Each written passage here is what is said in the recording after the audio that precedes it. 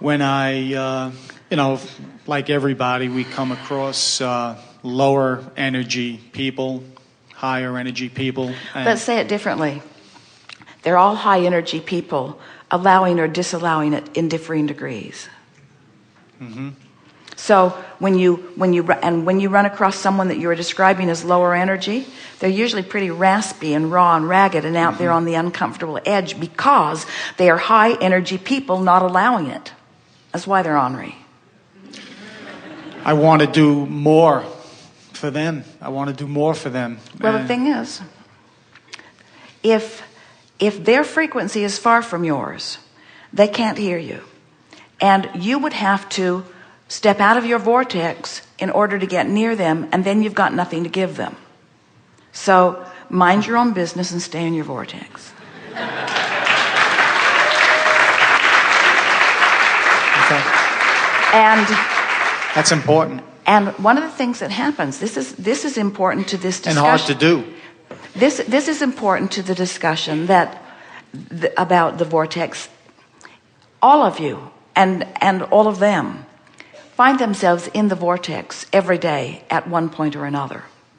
You just do. Yep. You just cannot maintain the consciousness that holds you out of it eternally. You just can't do it. In other words, no one can focus in a resistant manner so strong because the vortex is calling you and trying to get you to come in. So I know some people. I don't know. But rather than arguing for their limitations, let us show you what we mean. We have not talked about this in this way, but so you understand law of attraction to some extent. And when we tell you that as you mix it up and send rockets to your vortex, that the larger part of you is becoming constantly this new version of you, and the energy of that vortex is a very powerful thing. So now focus on one of those people that you were talking about, that you were describing as low energy, because they're out of the vortex and they don't feel good and they feel victimized and life isn't going well for them. But because of what they're living, they're asking in a stronger way. So often their vortex is more focused and spinning faster and stronger than almost anybody that you would know, because they're asking in a stronger way. So this is the thing that we want you to focus, to imagine, to picture, to hold in your focus.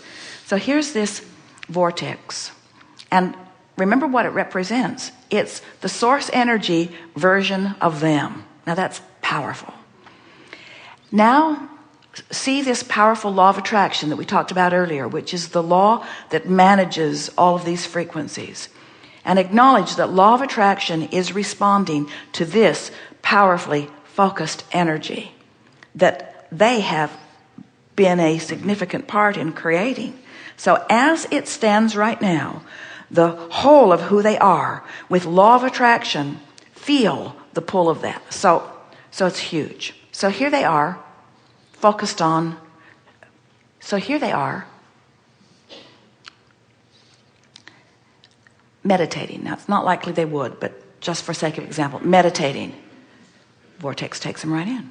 Because in the meditation, they stop thought. In the stopping of thought, they stop resistant thought. In the absence of resistant thought, in they go. The resistant thought is the only thing that keeps them out. Now, we know you must be thinking, well, if this pull is so strong, then why could one measly little human mind be strong enough to offset it? Because you are here as creators, and when you focus in your now, it is powerful. The thought that you are thinking is a powerful thought. It is not as powerful as the pull of the vortex, and when you croak, the vortex will take you right in. So here they are, resistant. The vortex is spinning, resistant. The vortex is spinning, resistant. The vortex is spinning. They go to sleep. The vortex takes them in. They wake up, they're ornery. The vortex is spinning, they're ornery. They wake up, they're ornery. They see a kitten. The vortex takes them in.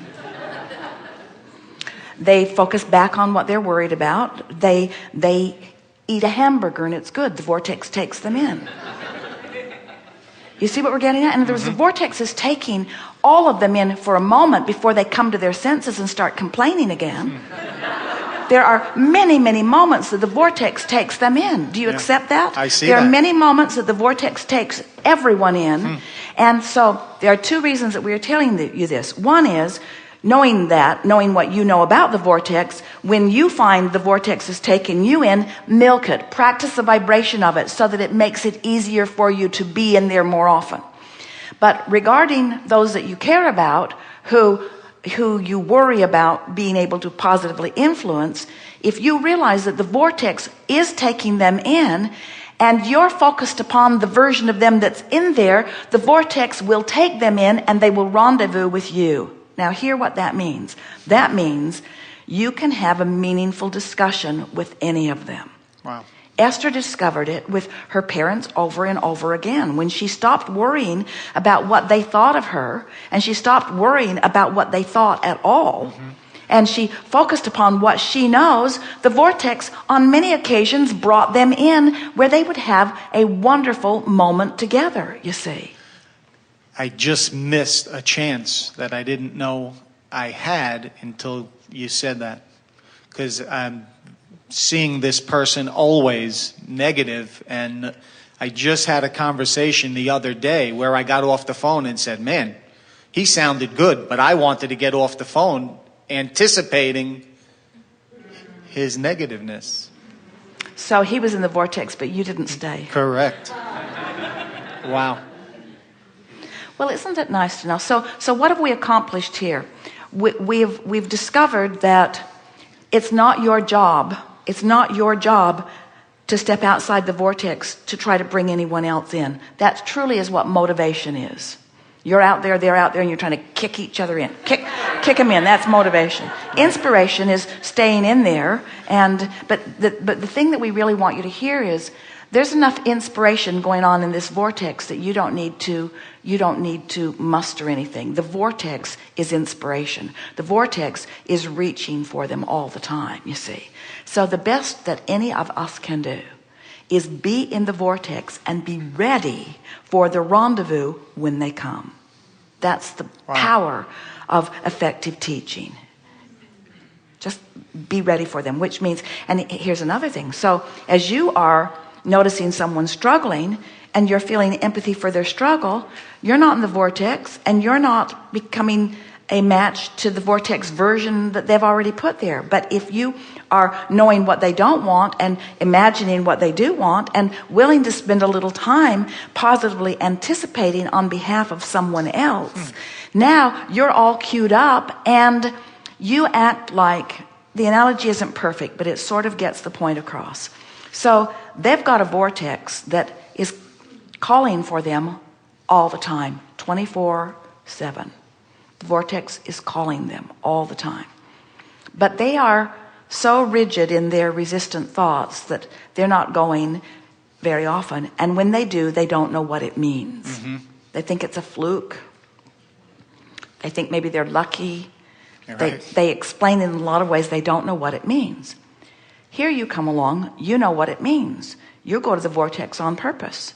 You think about them on purpose. So now you establish a relationship with them that would be likened to a satellite dish beaming the signal down closer where they can feel it. In other words, when you focus on the well-being of another, even though their vortex has been calling them and they haven't been able to hear it, something about you being in the vortex, focused upon them, makes it more probable that they will hear it.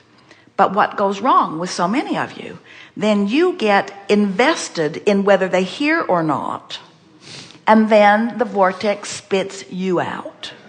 And then you resent them for being low energy. See how it goes. So instead, you pay no attention to where they're at. You just fall in love with your vortex version of them and do your best to maintain it. And isn't that what unconditional love is? In other words, maintaining in the vortex version of them, regardless of what's going on out there in their conditions. It's powerful to watch what happens. And that's why when you say, the people around me, you're naming all of the people who are thriving around you. Well, a cycle just begins. The more you thrive, the more those around you thrive. The more you celebrate your thriving, the more you thrive. The more people join your thriving. It's It's a wonderful experience. It is wonderful. But you can't, it's a little bit of a slippery slope, because on the one hand, if you start celebrating a great deal the thriving of others, then you might catch yourself worrying when they're not thriving. And you really can't control it. Wow. So you have to be sort of detached from it, expecting the best for them, but not so invested that if something gets a little shaky, that it upsets your vibrational apple cart. That's what our friend was sort of talking about earlier. In other words, am I really an SOB? Am I really an uncaring person because I'm maintaining my detachment? And we say, no, we think you're in the vortex version and not wanting to risk it a little bit. And so that's what you're talking about with that. Right. You wanted to hang up before the conversation went sour. Exactly. Because so far so good. And in time you'll be so stable. You'll be so stable in your vortex that you'll realize that nothing that anybody else is doing is threatening your vortex. And that's when you're really free. That's when you're really free. Beautiful. I have